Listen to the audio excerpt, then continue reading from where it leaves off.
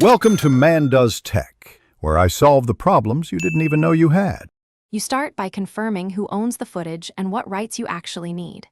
Identify the content type, music, clip, or full video, and check whether existing licenses cover Facebook specifically.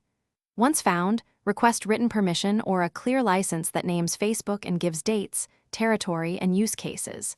Make sure to get contact info and save emails as proof. If a license costs money, note price, duration, and any uploading limits before moving to editing and upload. You now edit the video so it matches the license. Trim duration limits, keep permitted audio, and respect any no derivative clauses.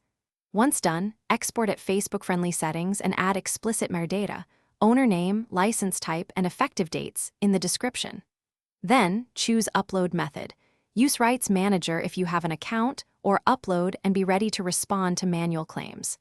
Save original permission documents locally and in the cloud. Make sure you can quickly produce them if a dispute arises.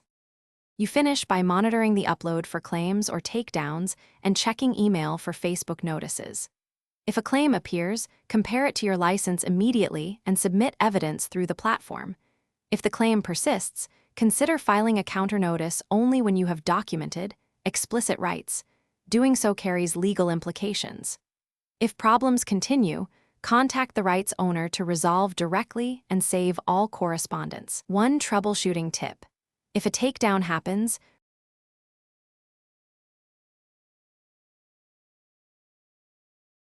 Thanks for watching.